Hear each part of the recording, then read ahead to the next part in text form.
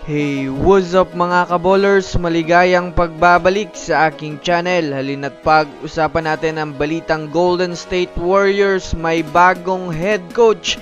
Kilalanin, Steve Kerr out at ang balitang Utah Jazz ang dark horse daw ng Western Conference. Tara na't pag-usapan natin yan dito sa Basketball Hotshots.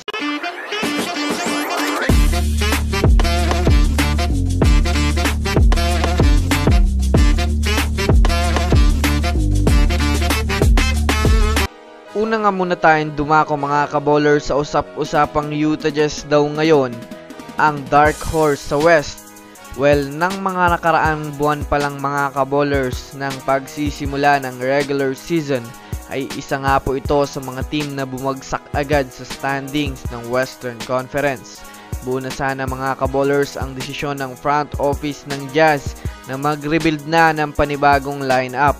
Ngunit sa ngayon nga mga kabolers ay mukhang bumabaliktad na ang takbo ng Utah Jazz sa liga. Ito ay matapos mga kabolers magkaroon ng sunod-sunod na panalo ang kanilang team. Ang pinakamaganda pa nga dyan mga kabolers ay ang tinatalo pa nila ay yung mga malalakas na team.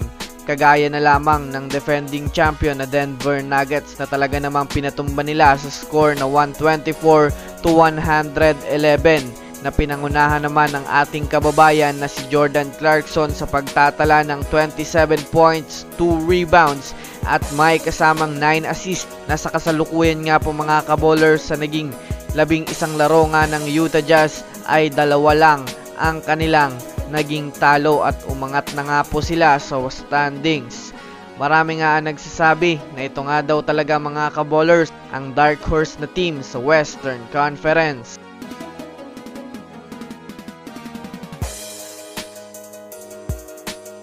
Samantala, dumako naman tayo sa balitang pinag-uusapan patungkol sa may bagong head coach na nga daw ang Warriors. Well, alam naman nga po natin mga kabolers na hindi lang mga players ngayon ang may problema sa kupunan ng Golden State. Ayon nga sa mga NBA analyst, mga kabolers, si Coach Steve Kerr daw ang may malaking problema sa kanila. Ito ay dahil na rin sa humihina na nga daw ito sa paggamit at pag-rotate ng kanyang mga players. Well, kapag nga po mga kabolers nagtuloy-tuloy ang maling paggamit ng rotation ni Steve Kerr ay automatic na papalitan na nga ito ng panibagong head coach dahil malamang sa malamang ay babagsak na ang prangkisa ng Warriors.